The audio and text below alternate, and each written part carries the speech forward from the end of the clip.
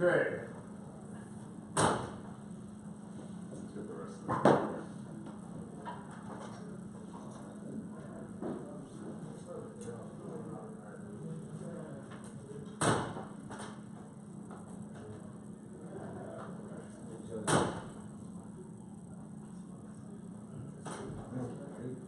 Yeah, this guy whenever I see fun, I'm like, Well, that's enough for now. That's just a brief introduction. What's the, okay, Mike, give me your brand name and website address. Right, Mike, go ahead.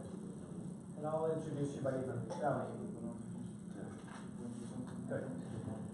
And Chris, your brand ID for this operation up in Washington, or what year did you do?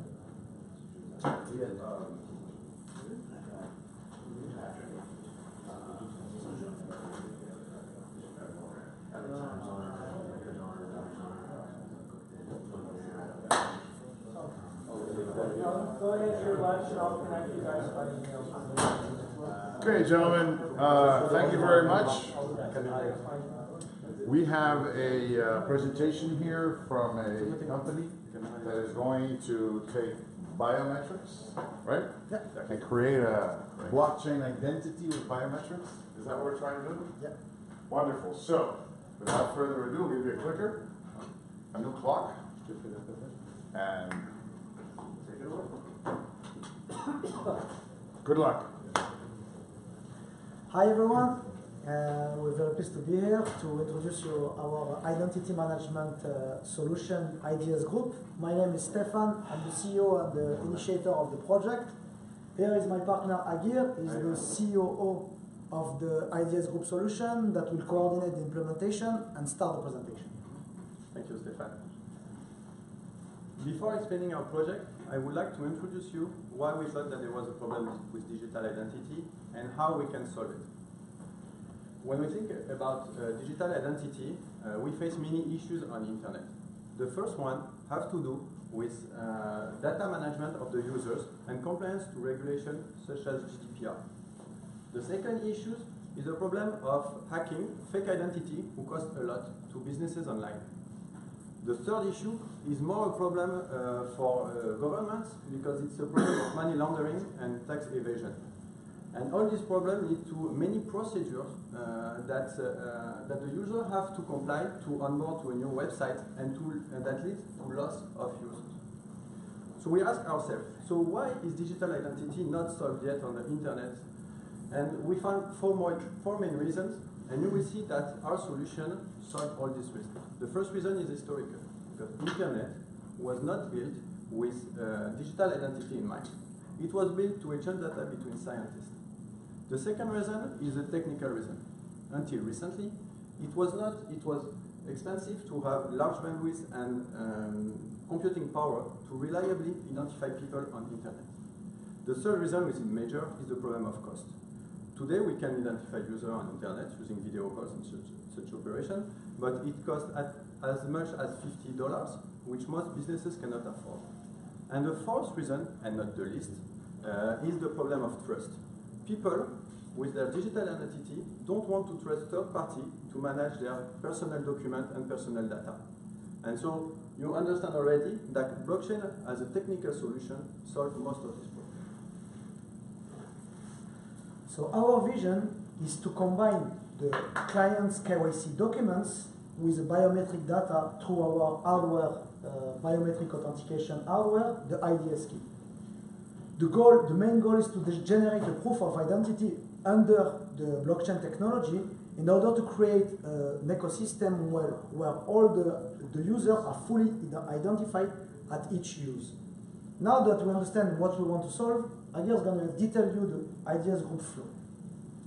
So to explain you our flow, I will take a practical example, a user who wants to authentify to his bank account. So the first time he's going to use our solution, he will need an IDS key. Either his bank is going to send him because he's a high-profile user, or he will have to buy it. Then he will upload his personal documents that he wants to get verified, at the same time authentify with his fingerprints. This will encrypt his data and store them in a decentralized manner on the internet.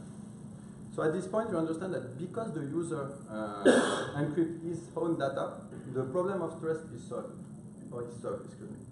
Because only him can access to the data, and only him can grant access to a third party. Once this step is done, well, the identity has to be verified. This is done by a KYC auditor who verifies that the documents are valid, and he will link these documents to a level of identification. We define 6 levels, but it is possible to make any level customizable, excuse me, based on the client's requirement. I can't even say that, don't worry. Thank you very much for your help. So, in our case, because it's a bank grading identification, he will use our device, the IDS key, and make a video call. So with his document. So he will be granted a level 6 identification. But we can imagine that for some services, you don't need such a high level of identification. Maybe a simple email is enough. And so this user with only an email verification will have a level 1 of identification. Once this step is solved, the user can manage his identity on the internet. Now, for his bank account, he just has to plug in his IDS key, put his fingerprint, and this will grant him access to the secure area of his bank website.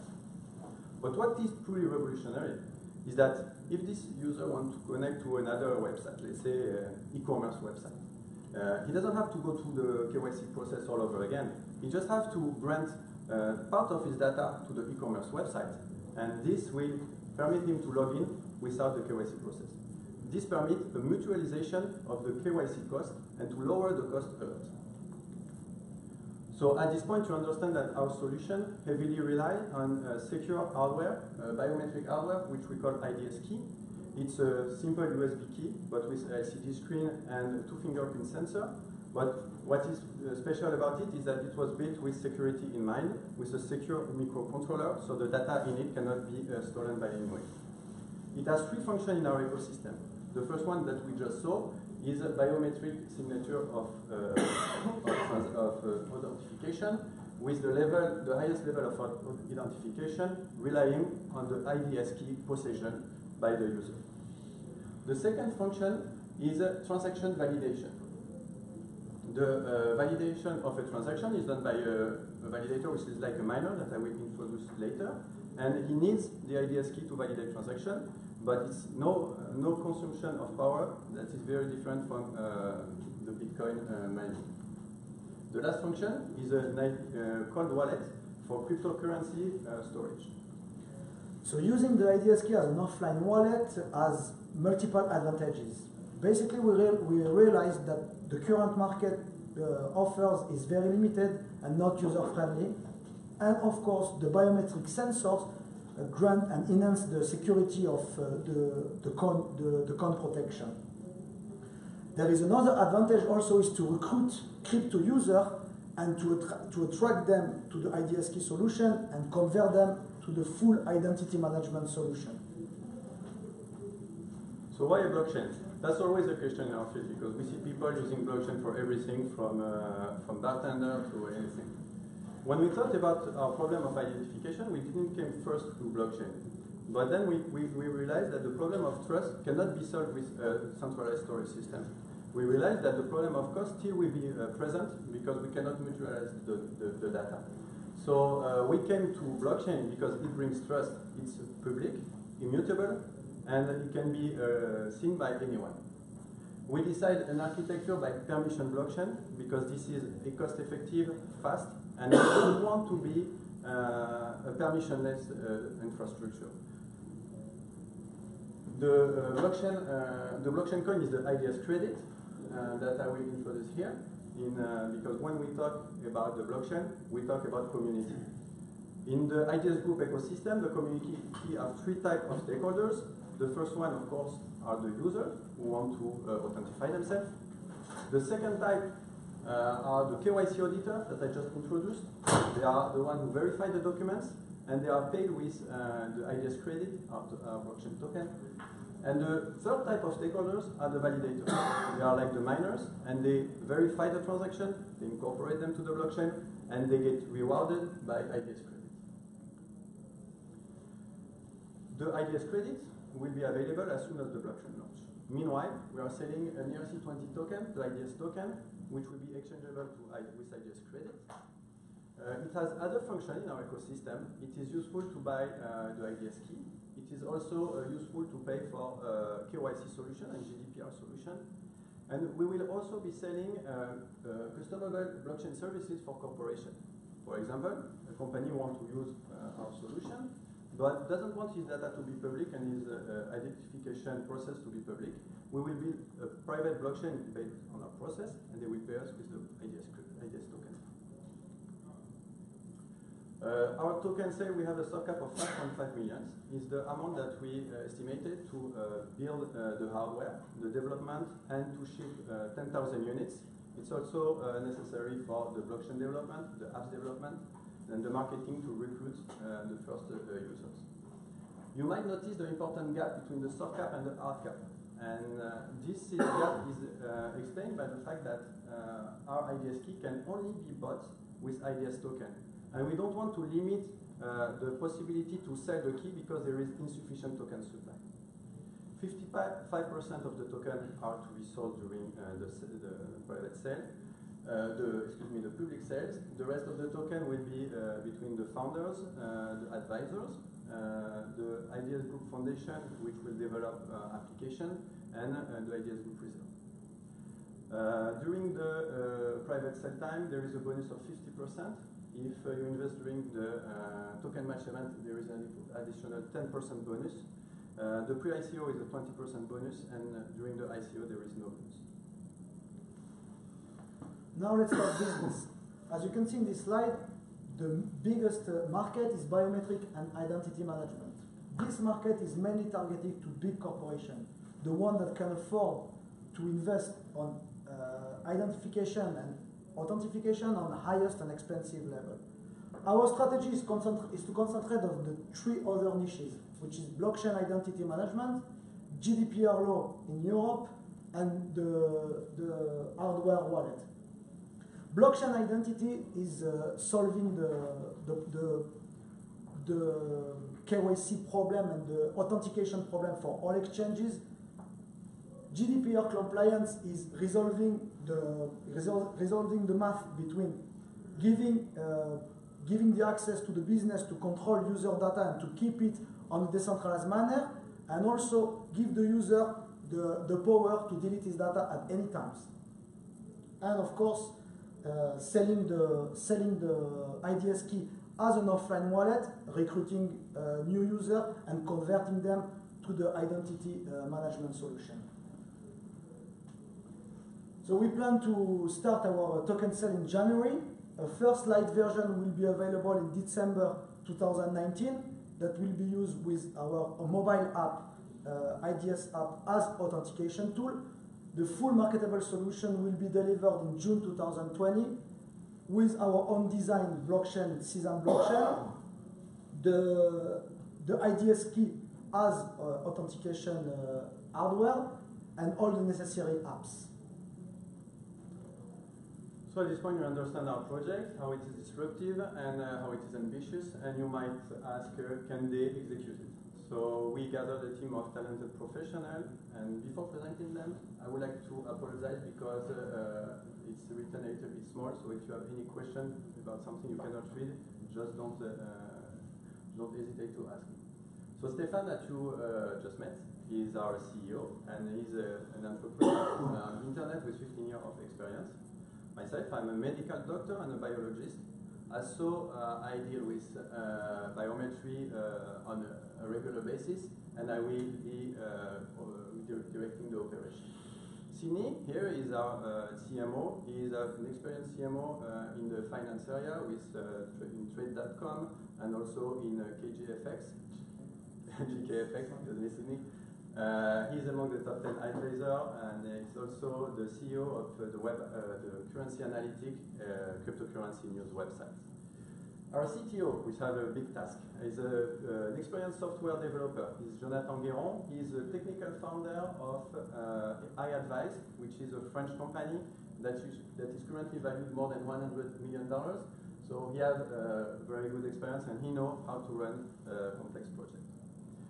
Besides the founder team, we have advisors who are helping us in a specific area. Michael Gamberto is an international sales, and he will help us to build the team to sell our product in many fields. Raphael is my brother. I didn't put him here just because he's my brother, but because he's a cyber security expert. He is the maker of a Whistler app, an app for activists that was backed by the Google Jigsaw and the Department of State. So he's a real input for us on the cyber security and cryptographic field. Arthur is a professor and data scientist in a top 3 engineering school in France, and he's helping us on the construction of the key with his colleague. Ronnie is a business developer to help us close partnerships, which are very important for us on the investor side, but also on the customer side. And Morgan is our graphic designer, and we thank him very much for this presentation because he worked to make it possible. We already have some partnership. The currency analytic, of course, this one was really easy to close. We have a great law firm, Goldfarb, who is helping us to get investors, but also with their consumer, their clients in the financial field, which are our prime customers. And Xinfin, with which we co-developed the permission blockchain that our solution relies on. Well, I apologize for my French accent, for our French accent. I hope that you understand me. If you didn't, feel free to ask any question. Thank you.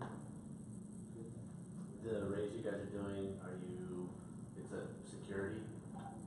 The token? The token. I think that all tokens are security now, and the SEC clearly stated that every token is security. We feel that it's an utility. It's a token that have a usage in a specific field. In the identification, it's needed to facilitate the exchanges between. But no offense, it doesn't matter. Yeah, I think he just stated. I think he just stated that he recognizes what the SEC said. Right. So are you barring U.S. investors? Well, I don't think except private investor, accredited investors. Yeah. But we won't go for public sale in the United States. Okay. Only accredited investors. All right. And another question I have about the process in terms of the validators. So you have the people who are doing the identity validation and the miners. Yes. Right. What's that structure for the miners? Do they run nodes? How do they work? Yes, they have. It's a permission blockchain. It's based on proof of authority. It's the same that is done on Ethereum blockchain. And they run a node, and they are identified in our ecosystem, and they validate transaction. But because they are identified, and it's not permissionless, it goes very fast. It can be 0.1 seconds. So there is no lag when somebody identifies himself, and of course it's automatic. Yeah, they run nodes. Okay. They have the keys, the nodes. So what I was struggling to understand is which parts are written to the chain, which identity assets are stored in the wallet, and how that all works. Okay. So I get you've got the private chain, so all transactions are happening in the private chain, correct? No, our blockchain is semi-public. It's permission blockchain, so it's public for real, but for to write. We didn't have time to develop it here, but in a nutshell, the private keys are on the IBS key, the biometric device. Right. The data are stored decentrally, and on the blockchain, Where is the data stored? decentralized manner. We don't know. We thought about IPFS as the protocol for decentralized storage, but we just met one of another team, and any solution that will fit to our needs will be validated. When you say the data in that sense, you mean the identity documentation? Yes, exactly. The KYC documents, yeah. Yes, this one are decentralized. And on the blockchain, what we store is first, during the verification step, the correspondence between a public address, which is unique for each application, and the level of identification. Then we store for every transaction, we store on the blockchain when the user logs to what service. And so this is pseudo-anonymous because the public address is different for any service, and you cannot go to the identity of the user. Right. But if there is a legal recourse, both can say, look, you logged at this time, and it can be used in a business context. So you retain the inquirer and the subject as you retain pseudonymous identifiers for both that is stored in this transaction on the chain. Yes, this is correct. And the reconciliation of those pseudonymous identities, how does that happen? But it happens only if there is a conflict. Yeah. And if there is a if there is a conflict, the user can grant access to his data to prove that it was him who was logged in, because he has his private key. And on the other side, the company will have access to the data when the user first logged in. And the first usage, The first usage, the company has basically- verified that the identity of the usage inside their own database. They know that me, Agir, I was logged, I verified, and that this address corresponds to me. So they know who I am.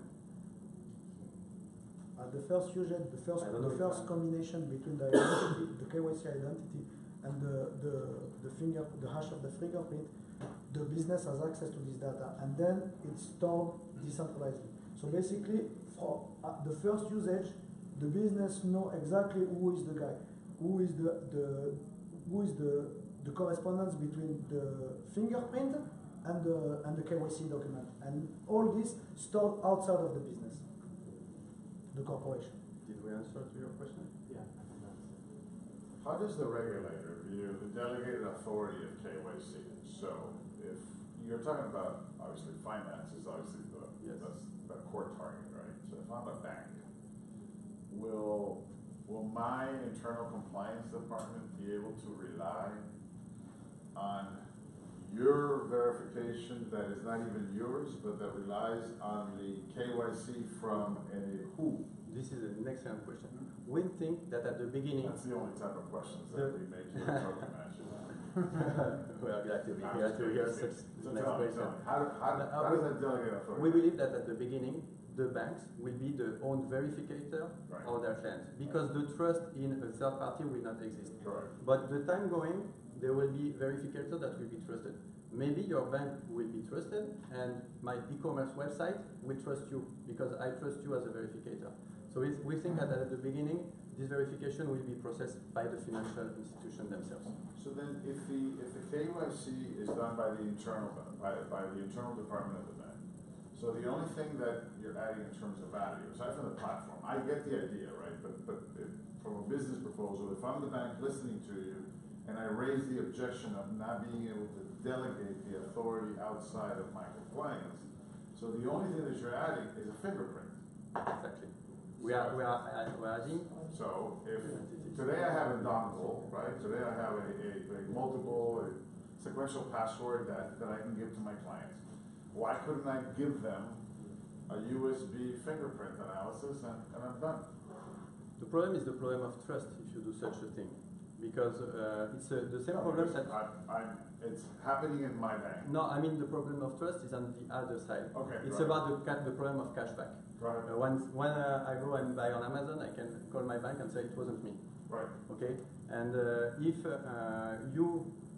you gave me a fingerprint sensor and I use it, you will say you used the fingerprint sensor. I say no, I didn't. How can you prove it?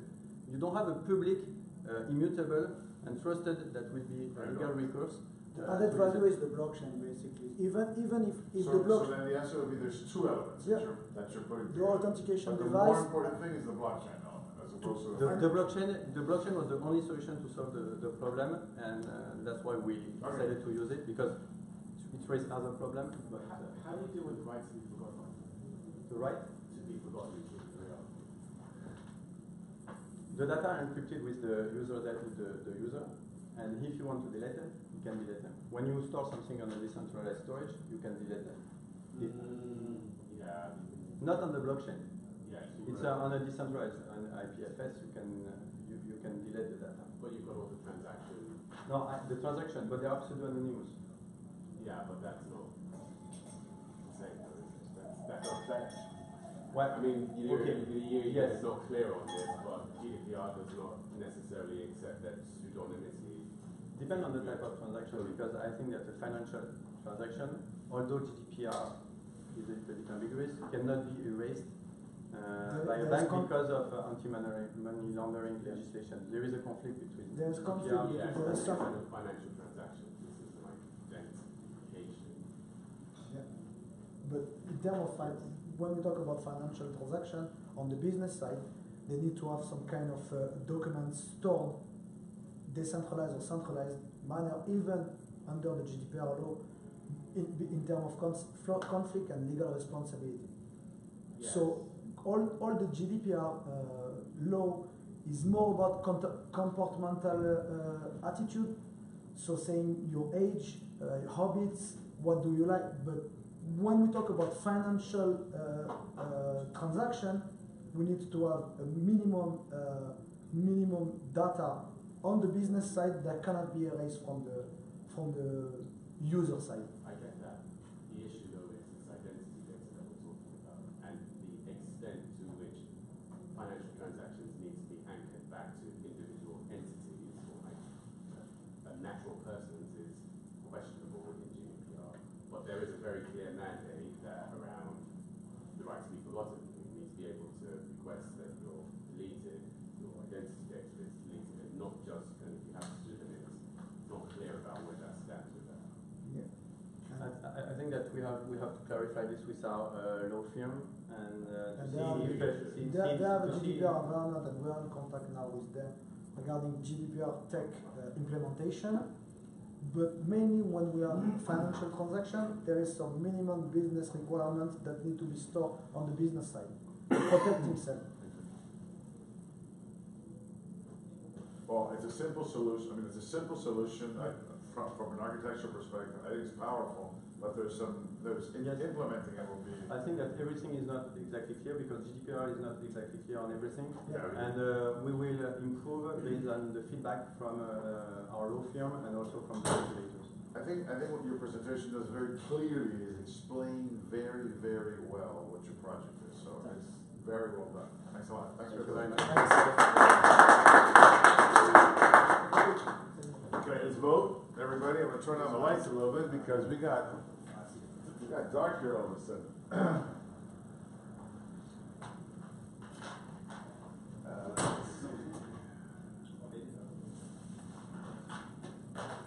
Has everybody voted? Next one. This is too much.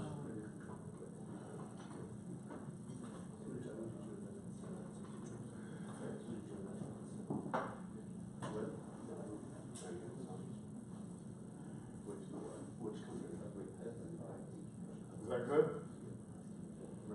Is that good? Or you want to less? Huh? How about now? Okay.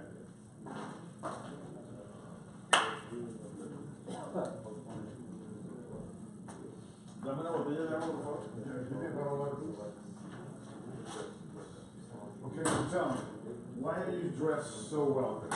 Is that? It's the weather. It's good to have an elegant guy like you in the room. Good stuff. Good stuff. I love your style. Good. Okay, let's go on to the next presentation.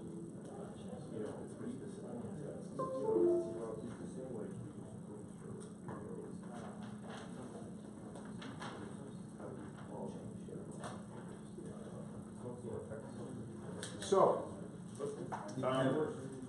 Need Kevin. oh, wait, let's wait. So let me set this up. So this is a project supported by the firm of my partner, by Transform. I've seen this presentation. I've seen a similar presentation before. They've modified it. They are now, and correct me if I'm wrong, you're now pursuing a security token, and you're doing an airdrop with your. We're attaching, Considering that? we're selling equity. We're selling equity, right. To a select Right, group right. of people. They and have- dropping tokens. They have the support of David Stern as an investor, and there's a number of other notable celebrities in the sports field. I would ask you to stand over here, and if Kevin can stand on the other side, we'll get you both inside of the frame, and the the online and the recording will be on. Kevin's coming? Do you have a video? We're not using video. Okay, great. Kevin, welcome. Thank you. So, for both of you to get in the frame, try to stay in these areas, and that way, yeah, exactly. Around that, you can stand together and ready to go. I'll give you a new clock. You have 25 minutes. Well done. Hi everyone, I'm Kevin April. I'm the co-founder and CEO. This is my co-founder Andrew. Very excited to talk to you today about FanChain. Sports is important and sports is powerful. We believe there may be nothing as powerful. I don't need to read the full Mandela quote, but we know that what he says is true, that nothing unites people in the way that sports can. And you don't have to look past further than the last Olympics, when we had North Korea marching alongside South Korea, to see the truth in this. Sports is global, and it speaks all languages. In that respect, it's a lot like blockchain. It's also a massive industry.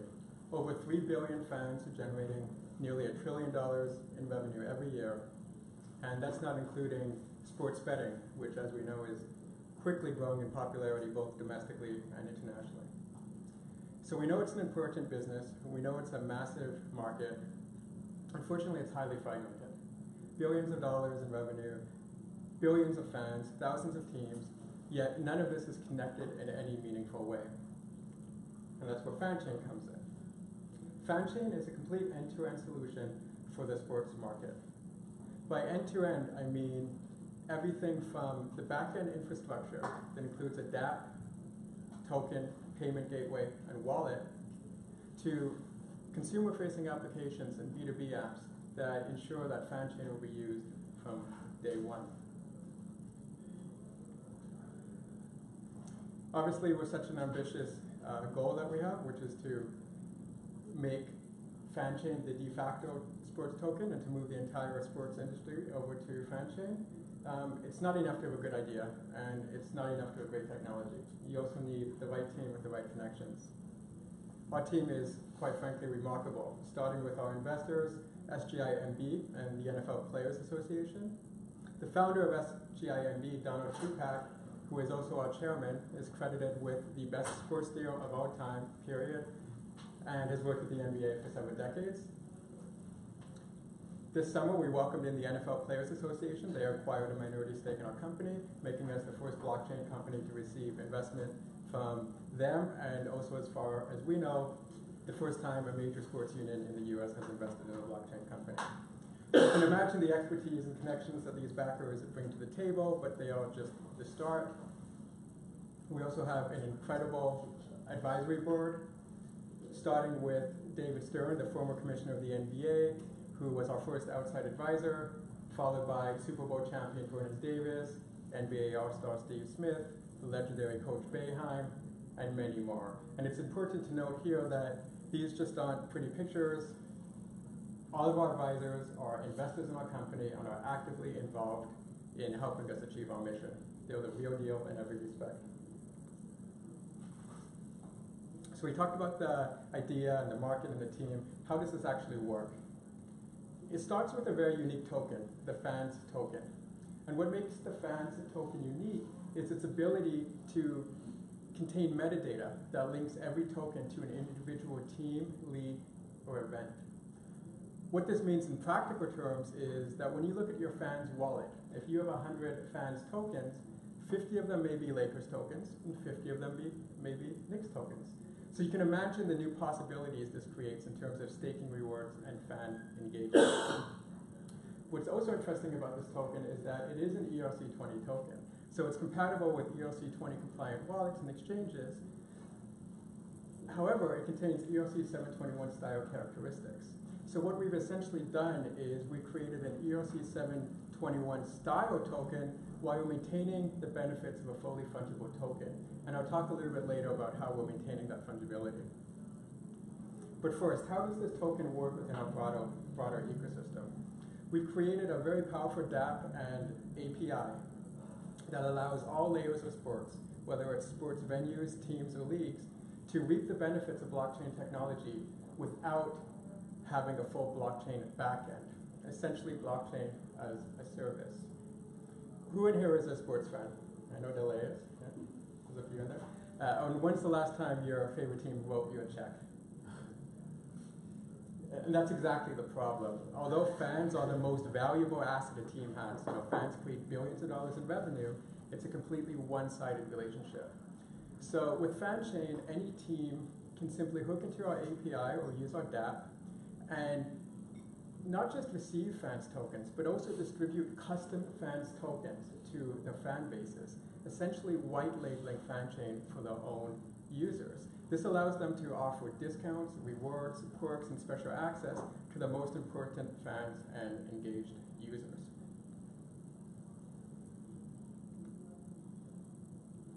As I mentioned, we're building a complete end-to-end solution that includes the DApp. It also includes a payment gateway that we're calling FanPay. FanPay allows online retailers or even stadiums and sports bars to accept FanChain tokens for goods and services. So imagine, again, that scenario if you have 50 Lakers tokens in your wallet. You could use those Lakers tokens to potentially receive a discount on your next Lakers jersey. Or you could use your Knicks tokens to unlock a special promotion the next time Cyber Monday rolls around. So our wallet and FanPay are integrated so that the customers can select which team tokens to send to the vendor. FanPay makes all of that possible, and as I mentioned, it can be integrated online, and we're working on point-of-sale integration as well. So this is the interesting subject. How do we maintain fungibility when every token has potentially its own stamp? Because what we don't want to do is run into a CryptoKitty scenario where you have one team token being worth dramatically more than another team's tokens. And that's where the Fan Exchange comes in. The Fan Exchange makes it fun and easy to trade tokens of one team for tokens of another team. We maintain fungibility by fixing the rate of exchange so that one token will never be worth dramatically more than another team's token. As you can see, that's just a sampling of the infrastructure that we're developing or have developed, and it really provides an A to Z solution that can be used by all layers of sports, everything from teams and leagues to social networks to even sports betting platforms. But as I mentioned, it's not enough to have this great infrastructure and technology and even team if no one's using it. So we are also developing consumer-facing and B2B applications that will spearhead adoption of FanChain. And I'll let Andrew talk about the starting lineup. Sure. As Kevin mentioned, what's important is adoption and utility. And FanChain starts off with a solid foundation of 3 platforms where FanChain can be earned and used for purchases and rewards. The first platform is Sportscaster, a social live streaming OTT platform for sports and sports commentary. Users on Sportscaster use the social OTT platform to personalize the sports and esports viewing experience by choosing the sportscaster that they watch the game with based upon criteria such as language, interacting with their sportscaster, and being the sportscaster. And OTT networks like Fight Pass or NBA League Pass, who serve global audiences with homogenized English language commentary, have the ability to integrate with Sportscaster to effectively crowdsource regionalized commentary to make the viewing experience more interesting for their international fans, making it more likely that their international fans will purchase subscriptions and purchase pay-per-view events. So, of course, FanChain can be used for the purchase of pay-per-view events and subscriptions. Followers of commentators can also engage with their favorite commentators by tipping them using FanChain. Another problem in sports that Kevin mentioned earlier is that fans create billions of dollars of value for the teams and the leagues that they love and follow, and do not participate in any way up until now. And FanChain addresses that problem by permitting the stamping of team-specific metadata into every token. commentators own tokens for the teams that they talk about. And so when a user receives a token of his favorite team, he becomes a stakeholder in that team and has a vested interest in promoting that team to continue to earn better team-specific rewards and privileges. Do those teams pay to stamp? Is that how that works? There are two ways that it works. We have a partner incentive pool where some of these tokens will be going, and they can use those tokens to prime the pump, so to speak, where they can buy the tokens. Sportscaster has streamed combat sports. Sportscaster has streamed live WNBA games and is currently in conversations with major leagues with global audiences for content distribution. The second platform is FanWide, and this is a great opportunity for FanChain to receive, to have a pathway to rapid adoption and scale. FanWide is a third-party platform that is the largest fan club network. We have a 3-year agreement with them where FanChain will be the exclusive token used in FanWide. FanWide has produced 750,000 sporting network events and has relationships with over 10,000 sports bars. So we're working closely with FanWide to integrate with the POS system, to integrate FanPay with the POS systems of those 10,000 bars so that participants can earn FanChain tokens for attending these events and use the FanChain tokens to pay their bartender effectively. Teams can also reward the attendees of these events with team-specific tokens. If they happen to be going to a Bills event, they can get Bills tokens, Jets, Giants, etc.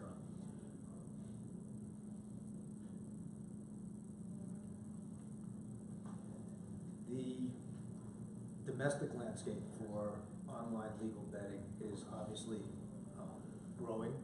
Internationally, it's a little bit more developed. So we've created FanBet, which is a platform designed to facilitate user-to-user betting. So people are watching live sporting events and using the platform as a service to bet with other people watching live sporting events, not against the house. So what you're effectively doing is creating the ability for anybody to put out their own prop bet and bet with other people on the platform. So the FanBet platform is not responsible for creating odds or point spreads, and is not taking any financial risk in the transactions. And what we said earlier about creating team-specific affinities and team-specific rewards holds true for this platform as well. Where is that piece licensed out of? Is that out of New Jersey? So we have a Cayman entity, and we're starting international, and as the regulation allows domestically, we'll be moving in stateside. So thank you, Andrew. And those are just 3 examples of the initial platforms that will be using FanChain from day one, a mixture of applications that we developed and are developing, and also third-party software platforms such as FanWide, which are completely independent to us, but that are using our DApp and utilizing our token. We have about 6 other platforms in the pipeline that we're vetting right now that will be strong launch partners. The other point I want to mention is that most of what you've seen here today is fully developed. We've been working on this for 2 years now. These just aren't ideas. The token is complete and audited. The DApp is complete. The Sportscaster is in beta. FanWide is up and running. And as I mentioned, we have several third-party platforms lined up to use our technology. Of course, we're talking with several major exchanges. We already have 2 exchange listings lined up, including LUT Token and the Liquid platform, and that the token will be available on major exchange platforms from day one. So now the good stuff, why we're here.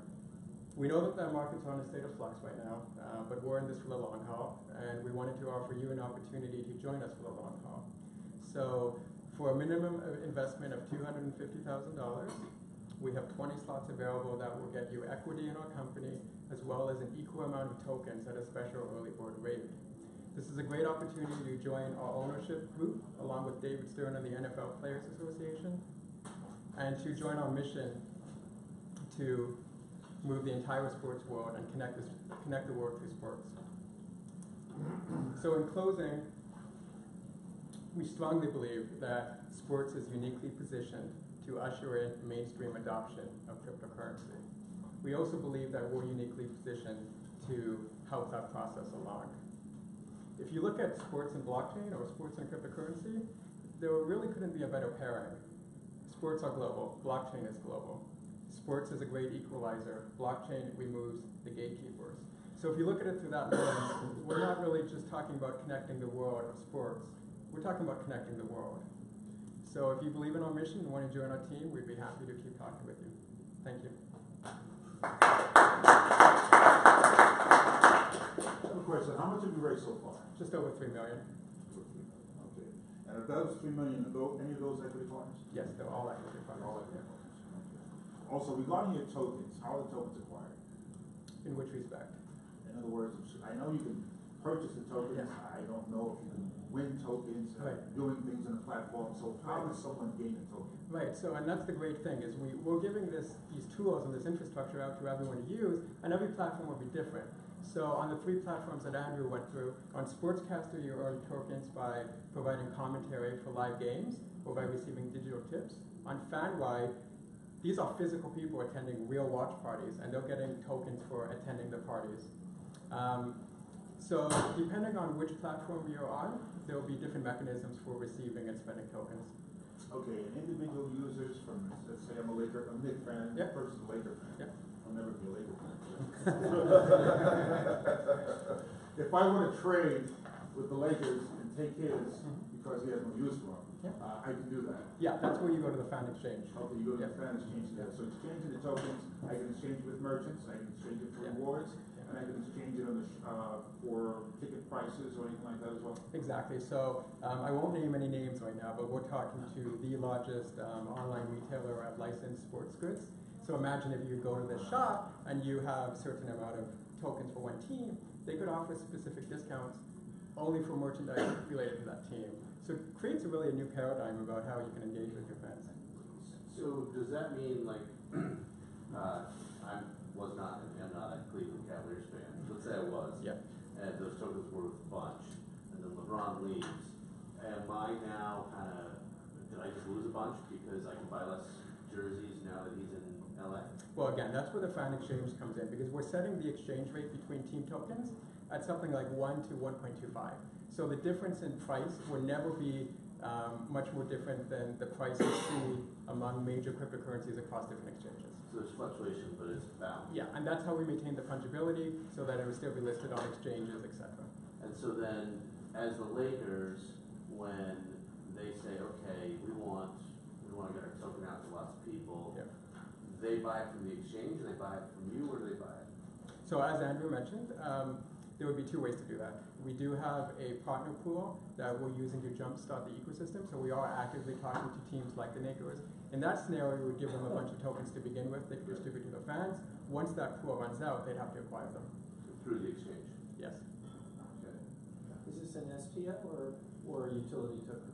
So this is an equity offering with a token attached. With a Airdrop. token airdrop. Airdrop tokens. Yeah. And what are the ERC20 tokens? Yes, they are. Okay.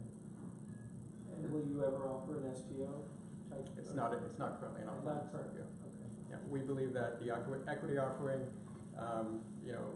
we're looking at growing our partner pool, and we'd be treating you as partners, just along with all the equity investors. Is there a premium, sorry to interrupt. No. Back to, so the Lakers go to the exchange to buy it, but when they buy it, it's generic, right? So when they want to, so can the Lakers buy a bunch of Knicks tokens and then restamp them to be Lakers? Yeah, so that's what our DApp does, really. So as soon as we whitelist a partner to be part of our ecosystem, they're the only ones who can change the stamp. So the Lakers could acquire 10 million tokens, and they could stamp them all, not just with their team, but it can even go down 3 levels of categorization. So it could even be the All-Star Game 2019, for example. What's the ratio of the market cap at issuance of the ERC20 tokens to the equity? For every $1 of equity, will you get a token airdropped, or what's the ratio that you anticipate? I'm not sure if I fully In other words, understood. if I'm an equity investor, am I entitled to an airdrop or not? Yes. Yes. And what's the ratio of the market cap of Yeah, so airdrop? is it one share or one token? Based upon investment. Is there a ratio? So you're getting a special rate of the tokens. So for every dollar invested, you're getting 20 tokens.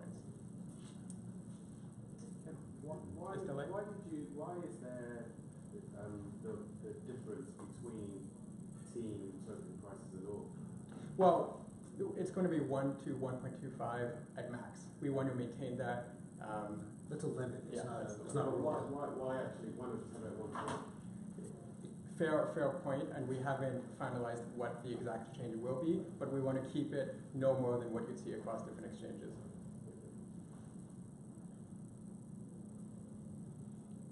Great, well, I'm open to answering any questions, so listening to your thoughts, I welcome anything. All right, so any questions? What is the actual timeline for launching, FanChain? Right, and good question. So, as I mentioned, we've been developing this for some time now. We're using the next few months to go on the roadshows with the help of Transform and other partners. And the technology will be done Q1 2019. So currently, the current plan is to launch all of this Q1. What's the website address? Fanchain.com. Are you looking at Japan as well? I just met an individual who offered to take us to Japan. We are looking heavily into Asian markets, obviously. We don't have a partner in Japan yet. China is very interesting to us because the NBA is the most popular sport there, and obviously having the former commissioner of the NBA, it's a good fit. What was the pre-money valuation for the first $3 million, and what's the pre-money valuation for this $5 million? The current valuation is 25 million pre-money. The 3 million would be we did 2 phases, so 10 and 20. The NFL Players Association came in at 20 million. So you're also getting like a discount or like a warrant coverage almost with the token. Of course, yes. On top of it, so it's Yeah. kind of a discount. I mean, it's an amazing opportunity. What is your hard cap? Soft cap is 5 million. Hard cap will be 50 million. Any tokens that aren't distributed in the ICO will be frozen and used in the community growth and partner growth pools to incentivize more of those leagues to come on board, for example. Will the NFL partner also receive the same ratio, 20-to-1 tokens in their airdrop, or they already received tokens? So our agreement with the NFLPA, unfortunately, is highly confidential. Okay. And what else are they investing besides money? Obviously, they have a powerful currency. So could you tell us about the NFL Players Association? How many members? What Yeah, of course. footprint? No, Whether or it's- not the players themselves in that union, it's really a trade union. It's kind of confidential, but what is the power of that union? Yeah, we have to talk about that because it is really powerful. They invested through their vehicle called the One Team Collective, which is their accelerator. And that group includes Kleiner Perkins, Intel Capital, Sports Innovation Lab, Harvard Labs, and many others. So what they bring to the table, of course, is not just access to all of the NFL players. And starting next quarter, for example, we're going to have an abundance of NFL players using Sportscaster and receiving FanChain tokens, which we're really excited about. But also cross-marketing efforts. For example, later this month, CNBC is airing a special piece on our company, and they wanted, a specific current NFL player to showcase on that.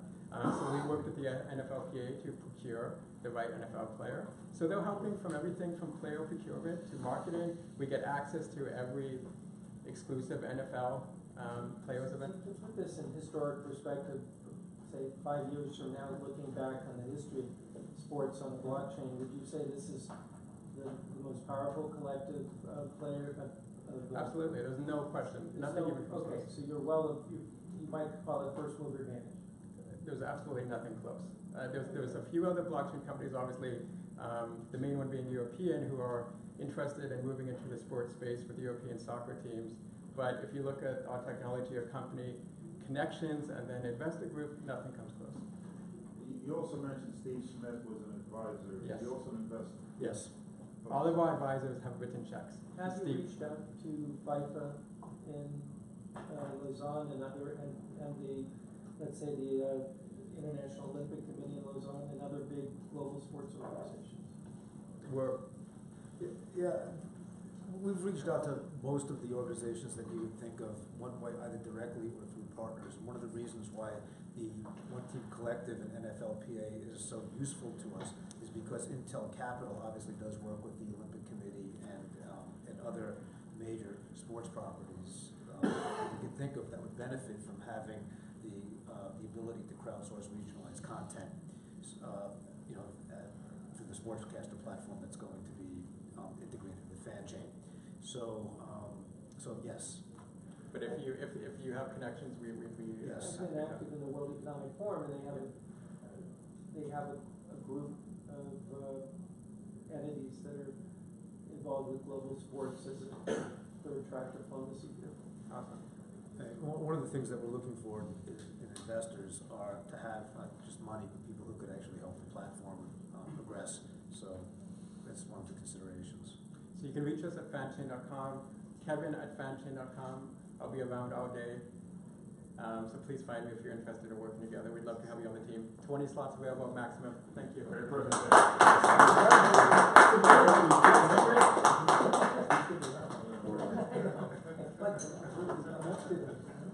Okay, did everybody vote? It seems like everybody was very engaged.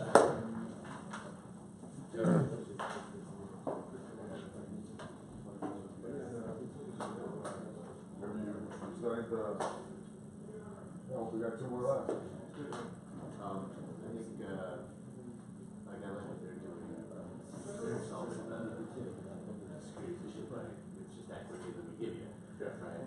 Smart. Now it's like, That was great. and I like people who are finding alternatives. It actually gave me some ideas too. Yeah. So, Zelcor. So we'll wait for them to come out. But just to set it up,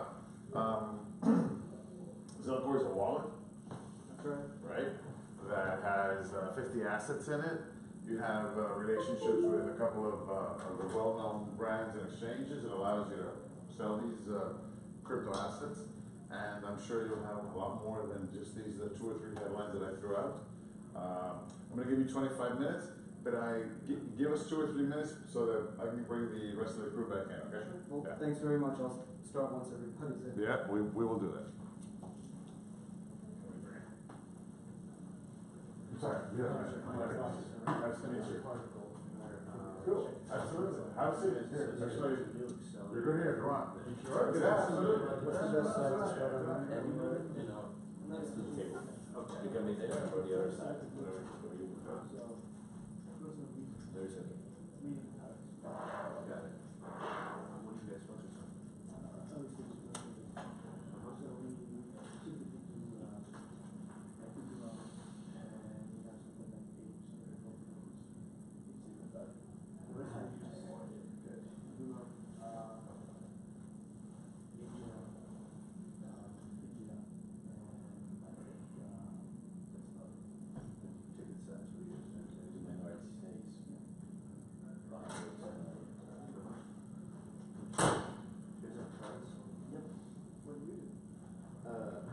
So, a number of things, but amongst them, I have a subject accelerator here in New York, and then the alliance of accelerators. What's that? So, not actively, we've talked about bringing them into that alliance.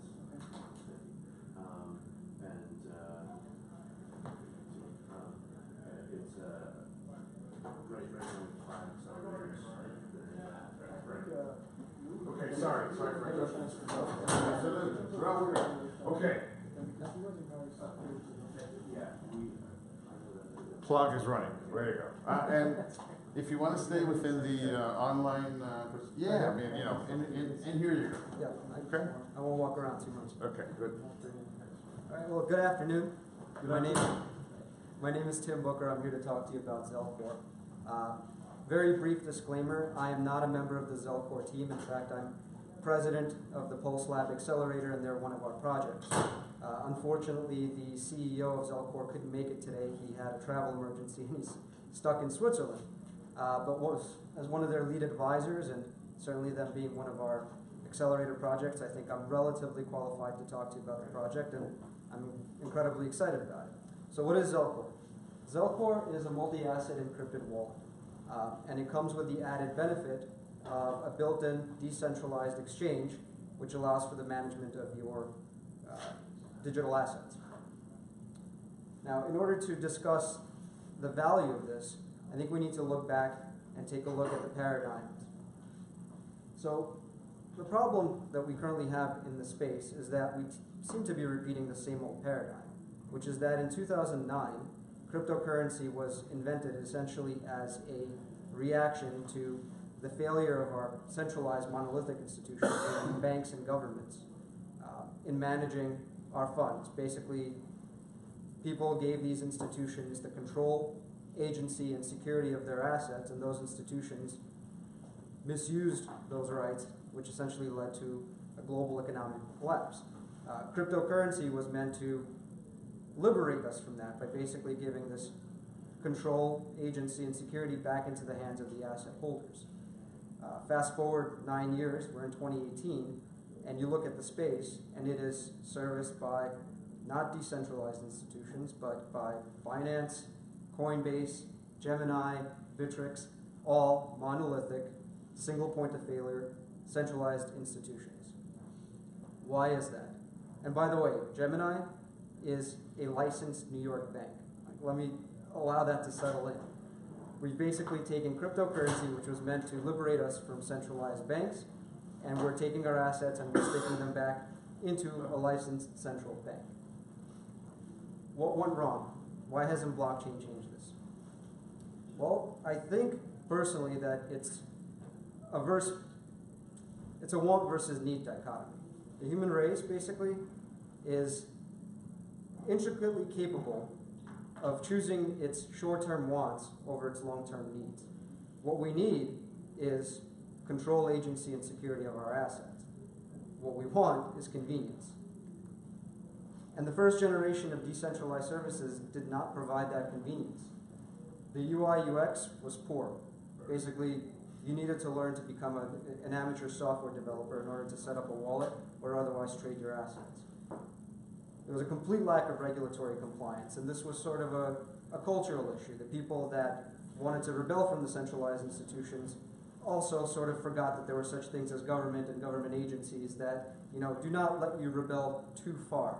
And this basically catalyzed all these regulatory agencies to come after decentralized products with a vengeance. 3, subpar speed and scalability. If you've ever used a decentralized exchange, you know that you can't trade one asset for another and immediately trade the asset that you receive from some other asset, right? There's a time lag due to the slow nature of validation on various blockchain ecosystems. And of course, centralized exchange solved that, but at the trade-off of giving up your control, agency, and security to a centralized institution, a single point of failure that could be hacked, or otherwise that could have bad actors within them essentially stealing your funds. Zelcor is a solution to this. It is what I'd like to look at as a decentralized service provider 2.0. It learned from all the mistakes that caused decentralized service providers to be ironically disrupted by the centralized institutions, and is now seeking to re-disrupt those centralized institutions by bringing convenience back into the hands of people who want control, security, and agency of their assets. It has an outstanding UI UX, meaning that it is clear and as recognizable and familiar to you if you've ever used any of the centralized exchanges. It has all the benefits of decentralization in the sense that you would never need to actually custody your assets on any central exchange. You keep your assets, and yet you're able to use all the decentralized feature of asset management via the decentralized exchange. At the same time, of course, regulatory compliance is, again, a lesson learned, and this particular product has taken on those lessons and basically sought to be a white hat player as far as the regulatory agencies are concerned.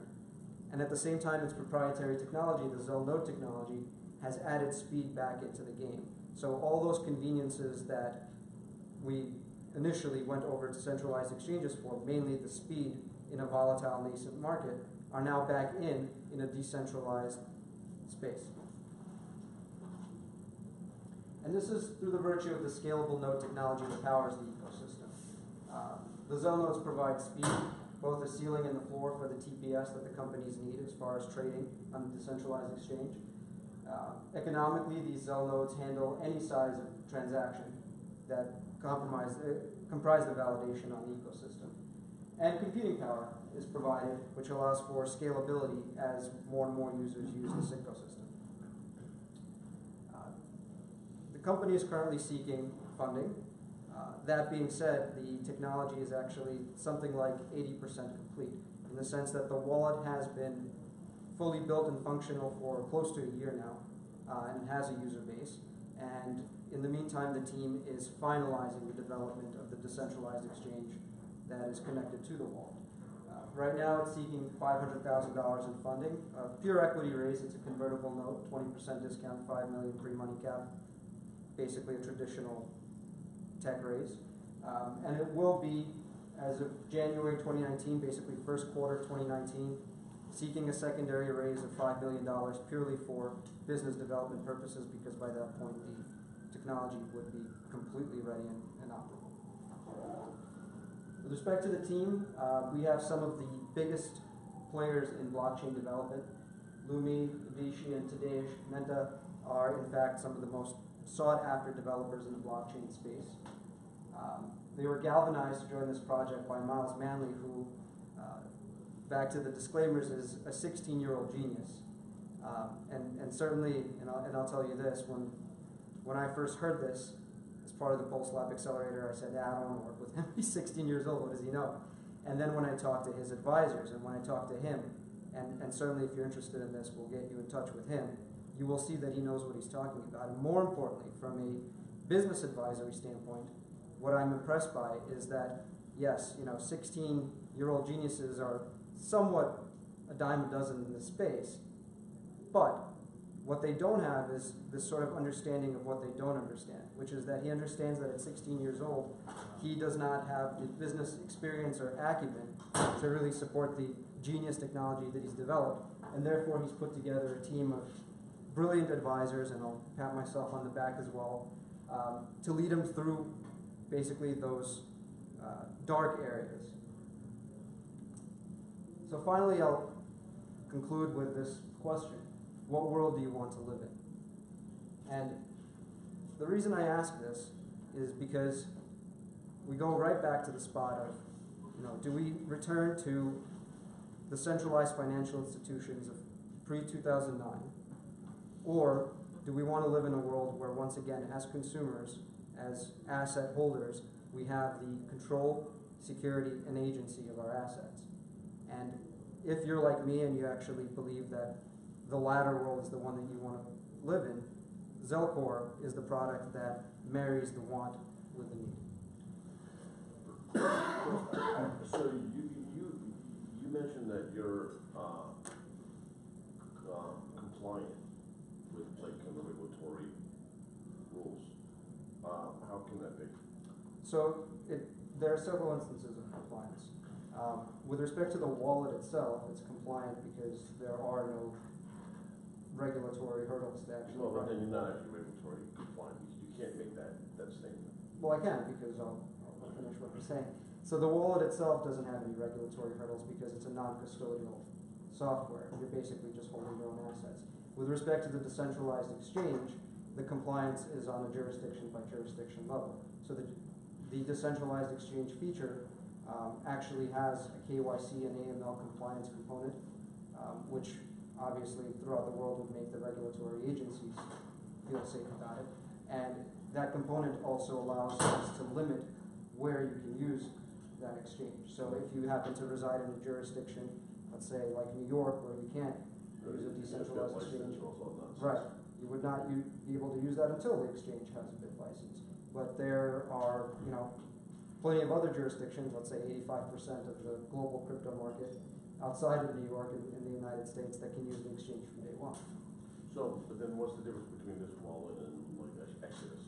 So that, like, I use that. So in terms of this wallet, basically, it is not a hot wallet.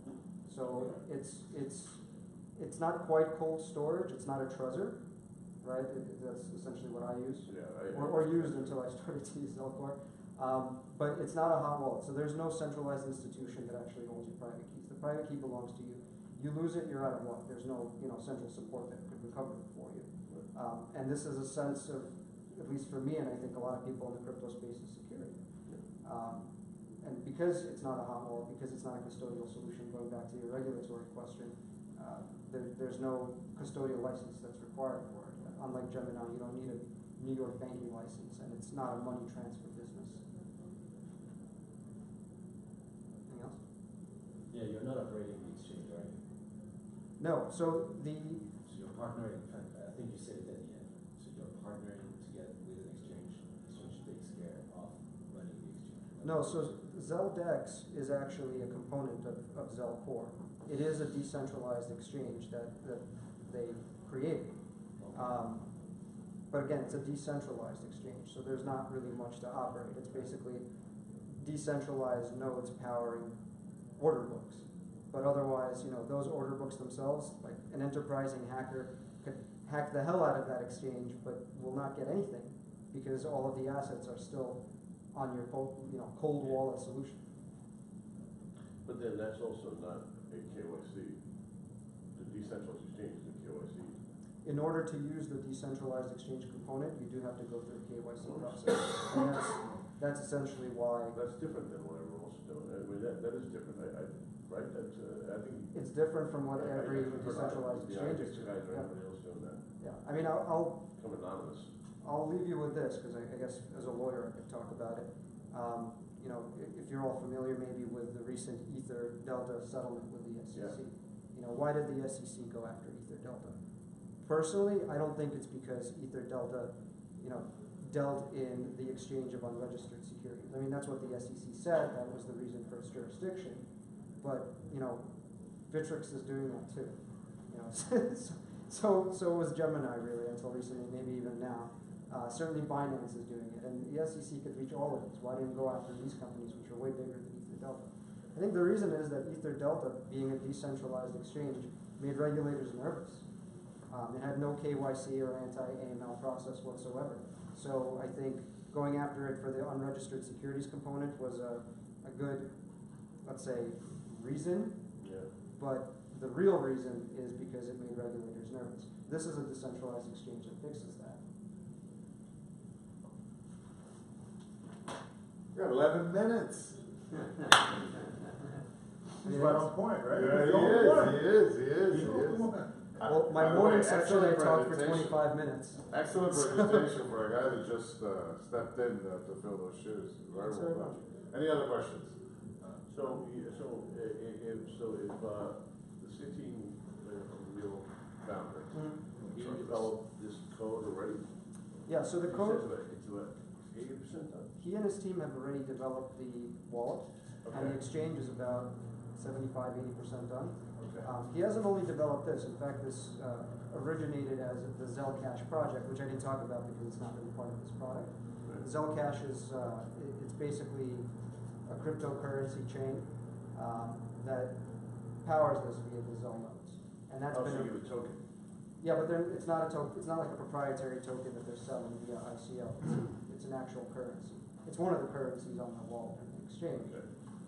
And node holders of that currency are basically what provides the power and the speed that I was talking about just now. Forgive me if you shared this already because I did step out for a moment, but how much are you looking for raising this round? So this round, Let's go back to the slide. sure. This round we're raising 500,000 on a 5 mil pre-money valuation, just a convertible note. It's again a traditional tech round. One note on that, because I work with Tim and I know this team. So one of the benefits of them all being very young is they get an insane amount of work done, and they build, they have 50+ assets assets on this working wallet, mobile, web, Android, and iPhone, and they've done it all basically for free. So that 500K goes a much longer way for them, which is part of why it's so small. Because they do most of the work.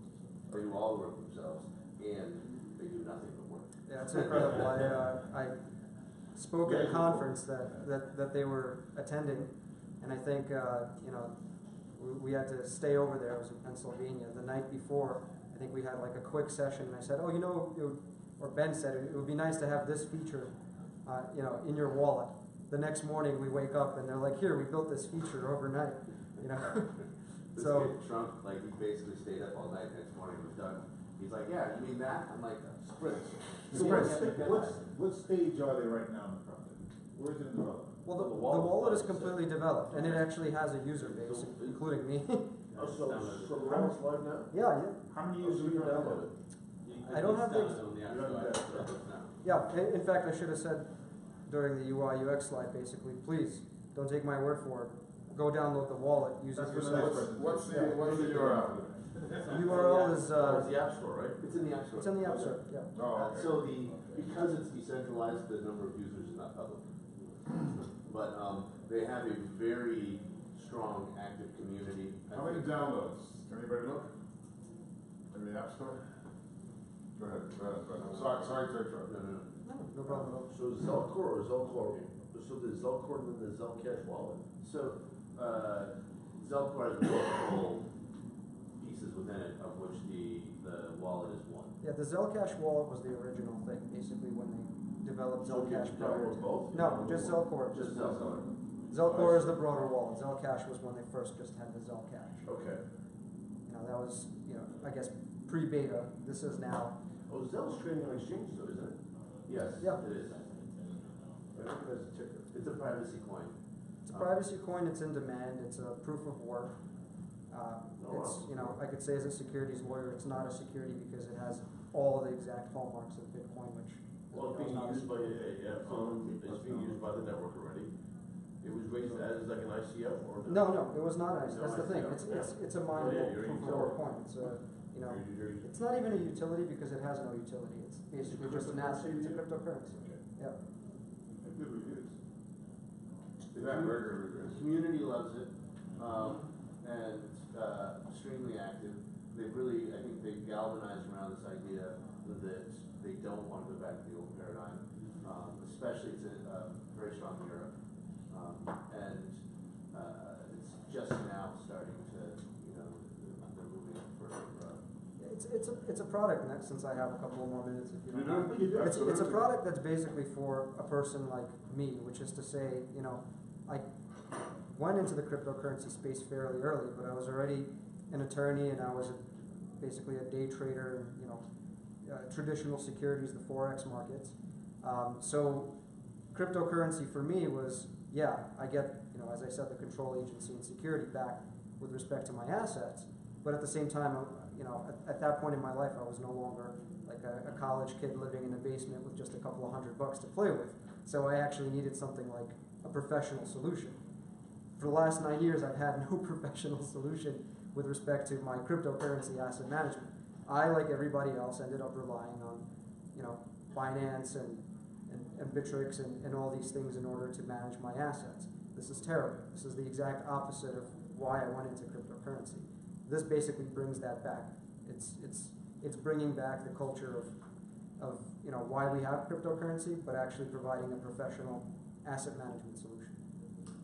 Why are you raising funds? I mean, it's 500K. It could go to the community. They work for not so much. I mean, it seems like the ideal project to not fund, and if you want to fund it, not in this round. So at this point, they're raising funds for two reasons. The small raise, the 500,000, relatively small raise that they're looking for, is to complete the DEX project. So the wallet is complete, the DEX project still needs polishing. The larger raise, which will come the first quarter of January, is purely for business development, because you might have an excellent product, but at the end of the day, you know, we got to get people to use that product and to learn about it. You know, I think from a grassroots standpoint, you've seen the reviews on the App Store. It's happening, but it could be happening so much quicker.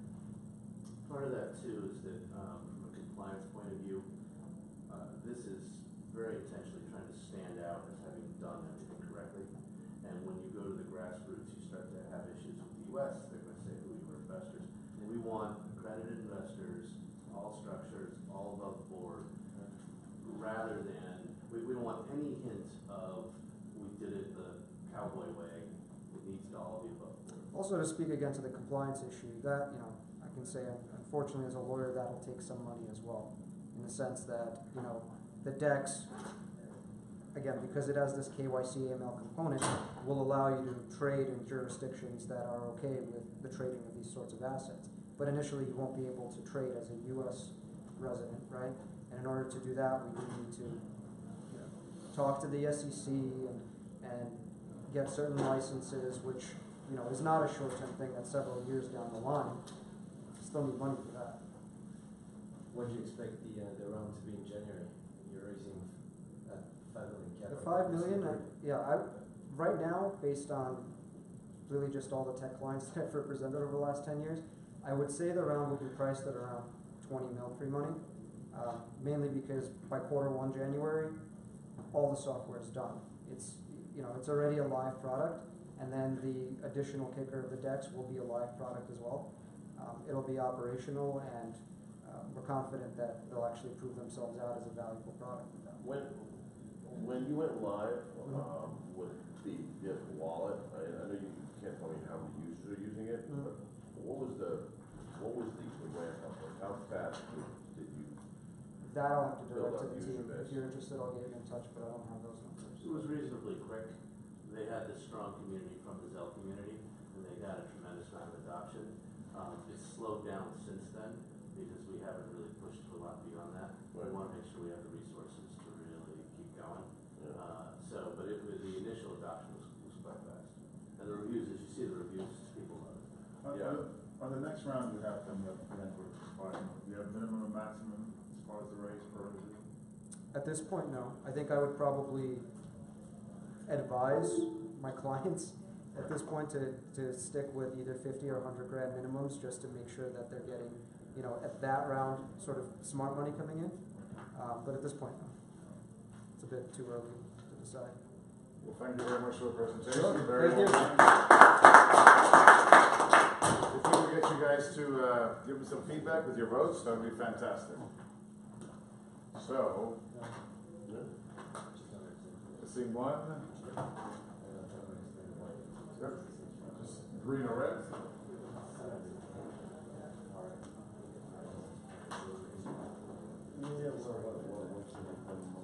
Could you give me some feedback on your vote machine, green or red? Okay. The switch. So we're lucky enough to have one of the. We'll wait for you guys to come back.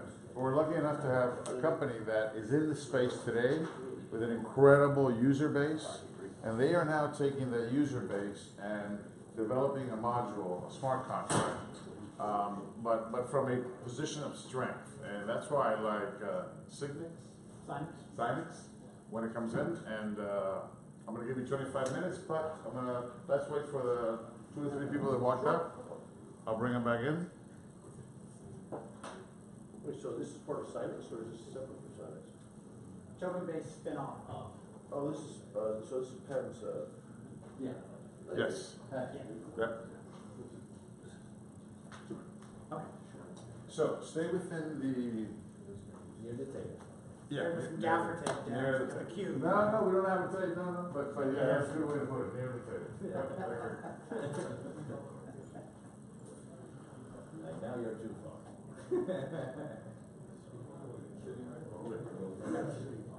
Get my mark. Okay. You're on deck. Good to go. All righty. We'll give you 25 minutes, and we're recording you. All righty. Well, hi, everybody. My name is John Harris. I am the CTO of Signix, and glad to speak to you today. Hope you've all had some good meetings and some good projects. Definitely some interesting projects here today. So happy to have the opportunity to chat with you. Very good. There we go. I need that clicker. Yeah. So I'm here representing SmartTract. So SmartTract is our platform to efficiently automate business relationships. And SmartTrack is a token-based spin-off of Sinex. Sinex is an existing digital signature platform that makes it easy to send and sign documents online. And SmartTrack is, like I said, an offshoot of that existing company. Now, when we talk about signatures, what's interesting is a signature, we've been doing this for a long time, and the whole point of getting into an e-signatures business was to make timelines short, right? To go from, it takes months to sign something to weeks, to days, to minutes, to even seconds. But that signature is the creation of a relationship. It's the start of a relationship. And so it's something that up until now we haven't really kind of gone into. But when we think about it, part of the reason we've kind of stayed out of that is that we think about those long-term relationships, contracts that may last 5, 10, 50 years. There's a lot of services that have to be offered through those times. When you think about a contract that has to exist, law firms, banks, third-party software services that all have to help contribute to that relationship. It can make for a very expensive relationship. So smart contracts have emerged as this potential solution to that problem. But how to get into it? So the SmartTrack product and platform is designed to take and bind an electronically signed electronic document, typically a PDF that's human readable, and something that we're all used to working with right now in the real world, and to bind that at the point of signature with a smart contract that puts the terms of that business relationship into effect, and in turn automates those terms over the lifetime of that relationship. We'll talk a little more about how that works, but we're also creating a token around that and an ecosystem that allows that smart contract to thrive over the lifetime of that relationship. Now, the e-signature market right now has been calculated to be about $25 billion. That's not saying anything to shake a stick at, but right now it's only about 5% penetrated. And we think a lot of that has to be, it's great from a greenfield opportunity, but we think a lot of the reason that hasn't been penetrated further comes down to the fact that a lot of companies are focusing on, let's get the signature, and then stopping. What about delivering on those agreements? And so when we think about it, as we talked about before, the signature really represents a very short period of time in that relationship. And what if we could offer a smart contract that could deploy services and automate that relationship over the long term? That might result in a 2 to 3 times larger market because of all the services that have to be delivered over that time frame. So we're looking at a very substantial estimated market potential. Now, a lot of markets have very interesting opportunities in smart contracts. These are all markets that have been identified as key opportunities for smart contracts. You're talking about securitization of mortgages. You're talking about digital home closings. You're talking about automated compliance for HIPAA. So many interesting opportunities, but again, the challenge is how do we get from where we are now to this kind of promised land?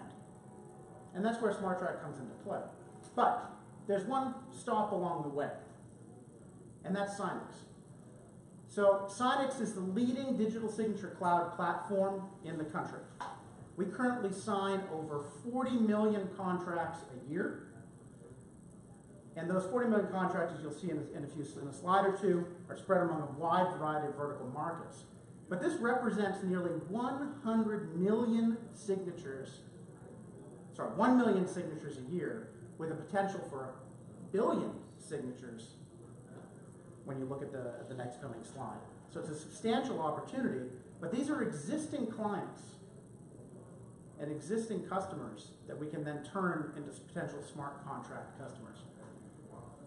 So when we look at our existing customer slides, you'll see something that matches up. The markets that are the key markets for smart contracts are also among our key markets that we already have partnerships in. So, for example, real estate partnerships. ZipLogix is the #1 forms provider in the real estate space to over 1 million real estate agents nationwide. We are partnered with leading clearing firms in the broker-dealer space.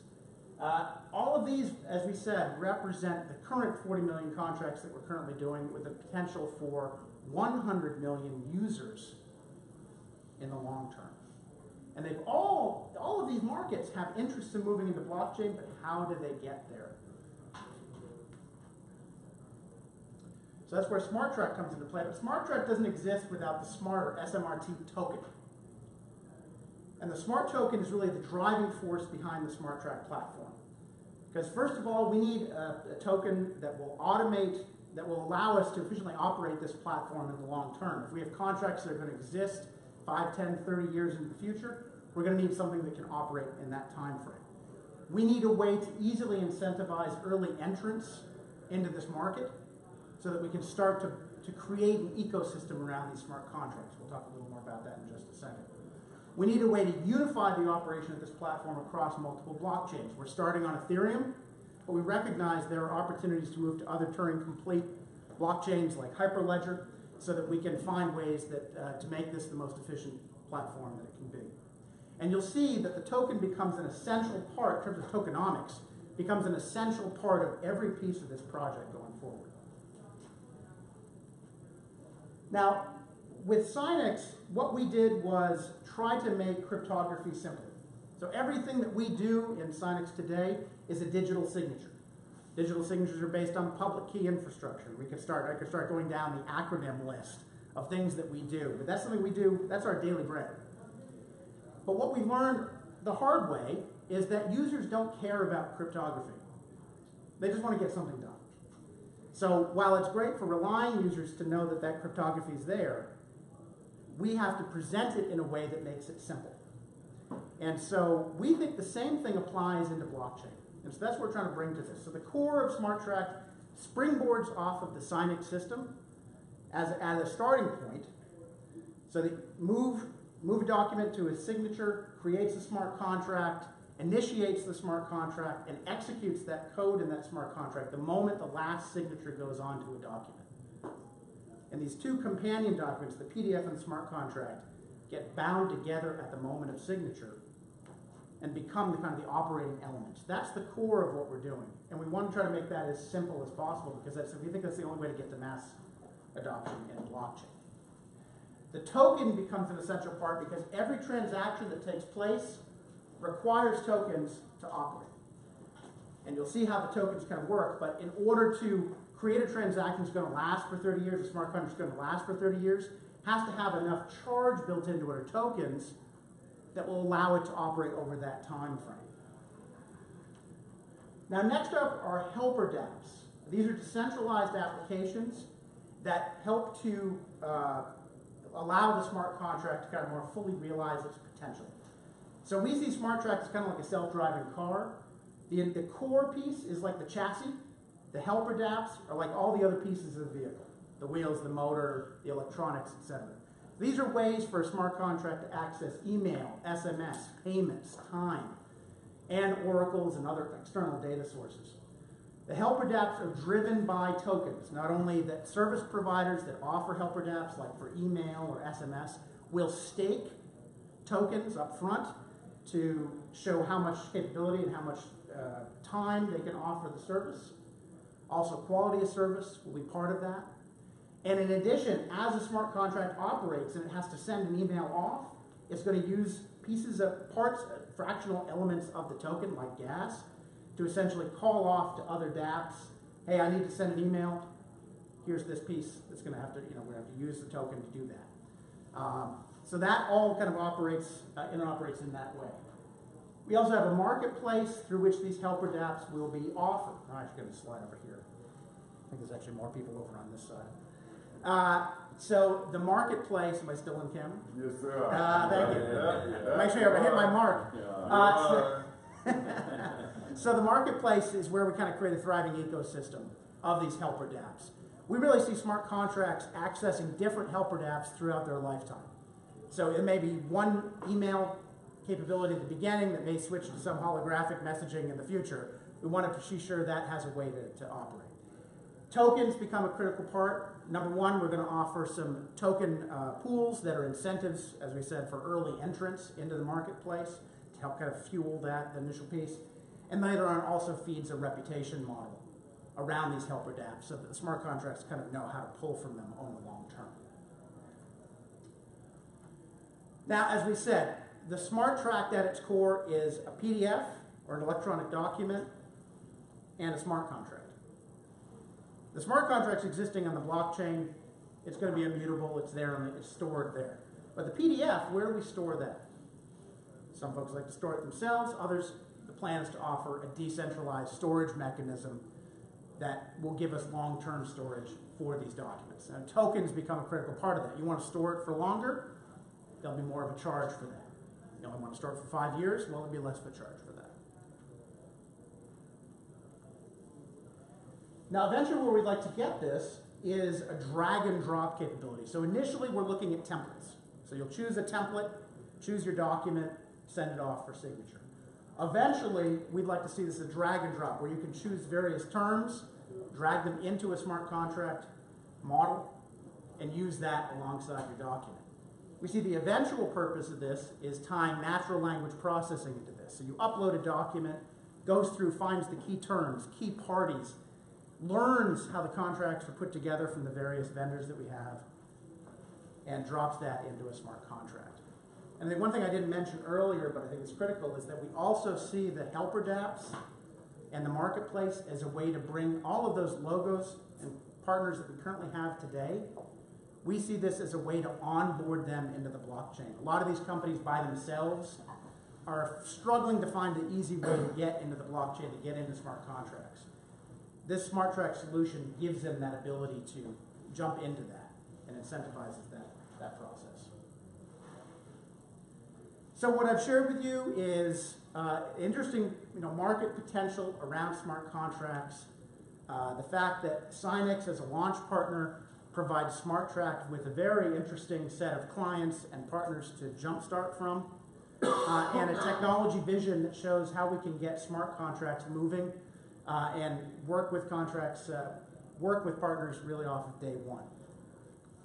We have more information at smarttrack.io, that's with one T, where you can request a demo and download our white paper. My name is John Harris. Pam Gary, our EVP, is here as well. And with that, I thank you for your time, and I'm happy to answer any questions you might have. Do you have any partners that you're currently working with? Partners for? As far as the development side of your contracts? For the development side, yes. So we have, we've actually started working with some of our already key partners on the Sinex side. So companies like ZipLogix, things like that. Absolutely. Right. Now outside, I was gonna say, will you be looking to partner with companies like DocuSign? Yes, it's a great question. I'm sorry, I passed over that. So the initial plan is to launch with the Sinex digital signature platform. Recognize there are other e-signature providers out there. The plan is for SmartTrack to be agnostic to that. So absolutely, we'd be happy for other providers to come in that provide digital signatures and move their transactions into the smart contract space as well. In terms of token usage, I come on board, I want to use this to execute a contract. Do I have to use tokens? So I think we see this operating in a variety of ways. Obviously, you saw a lot of the ways customers currently interact with our system is actually through partner integrations. So let's use ZipLogix as an example. You're a real estate agent. You're using the ZipForm product to sell a house. You're using Sinex as an extended product to actually get the document signed. ZipLogix may create helper dApps that tie into that. As part of that transaction, ZipLogix is already effectively paid for through your real estate fees to the National Association of Realtors or various associations, the transactional cost of that. Behind the scenes, that money is transacting between ZipLogix and SmartTrack and Sinex. A token is being used. The manner in which that happens, though, may change depending on the type of integration. It may be a fiat transaction, like a typical, like they're going to pay for X number of transactions as a block, and as part of that, there's a certain token allocation as part of that may happen. We may have other individual users that come to us directly with a wallet and want to do kind of an off-the-shelf retail product that we already have, where they just go through, they want to choose a template and send it off to their friend Bob. That would be more of a, yes, you would buy a transaction, it would include a certain token percentage and then go into that. So the answer to your question is there are a variety of ways into that. But if you're going to be using the smart track system, tokens will be required behind the scenes to make that happen. One thing you might think about incorporating, I know you have some staking methodologies Yes. in various cases. You could incorporate staking to enable fiat transactions, reduce the friction for people who want to directly transact in fiat, have secondary stakers behind the scenes who enable that. It does sort of gives an additional use case for the token in addition to reducing that barrier. That's a great idea. That's great. I appreciate that. So currently, templates, so relatively standardized contracts that come in the form of templates, and then smart contracts are structured around those. Okay, and then in time, natural language processing will allow smart contracts to be created on the fly. Sort of Correct. right? Correct. How do you, and what's the And actually, there's one third option is through API, which is how most of our contracts come into that. Yeah, and to add a little to that, so it's also possible that through APIs, folks could actually upload their own smart contract code that would then tie in, that we would simply execute on their behalf. And how do you plan on approaching interoperability between chains through smart contracts? Interoperability of chains or smart contracts? Yeah, so we're starting with Ethereum because that seemed like a good place to start. And there's a lot of good tools there and a lot of knowledge that we can kind of start with. I think what we're already seeing is that we need to look at more options for cross-chain compatibility. It's something that's still in the draft. We're really putting together an MVP at this point, but some of the conversations we've had here at the conference, we've already had some links to some opportunities about that. So it's something I think we're going to be looking at a lot closer. Whether that's, I don't believe that's an MVP piece of the product, but it absolutely is essential. And I also think from an AI perspective, you mentioned AI, we may actually look at accelerating the adoption of that earlier in the roadmap because I think it introduces some interesting feedback. I think when we initially looked at AI, we said, well, that may be something we do later on. And as we did more research into the tool sets and the capabilities that are currently there available, even just over the time frame that we've put this project together, I think it's come a substantial way. So it may actually come earlier in that roadmap. What are the numbers around this in terms of raise and valuation? Right, so we're looking at a soft cap of around 2 million, hard cap around 35. And again, we're an existing firm, so there's also potential for equity and other things like that. That's one reason why there's a broad range. If you hit the 2 million, it allows you to launch, but you have other capital raising vehicles if you didn't go up 15, 20.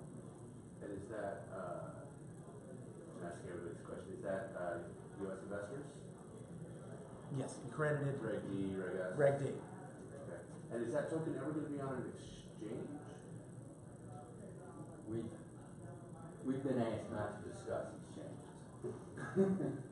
Well, is it ever going to be liquid? Like how, if is it going to be, because at this point it sounds internal system, so like. The token is internal to the They system. buy the token from you, they use the token to do things, or they, et cetera, et cetera. Correct. Am I right about that?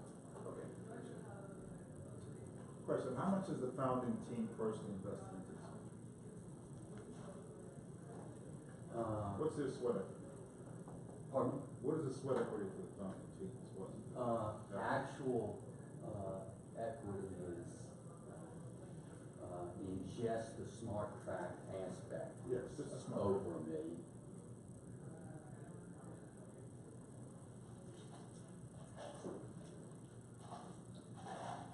Well, thank you very much. All right, thank you very much. And with that, we just require a vote. That's the final presentation for the day. We have a couple of beers and wine outside for those who want to have a little drink in the afternoon. Thank you very much for your participation. I will just request you to do your final votes. And the beers are for accredited investors only. And there's no utility tokens allowed, okay? We're over with it. The regulators enjoyed it. Yeah, exactly. Jay Clayton outside of the bar saying, you know it. I'm pretty sure the more tokens you have, the more you need alcohol these days. Ooh, and I need a siphon. Did you guys pull in your votes? Okay. Yeah. Thank you very much for your participation. I really appreciate it. Let us know when you. Yeah, I'm gonna talk to people and then. It's good. I mean, I'll open up a little session for you and you can make your announcement, okay? Cool.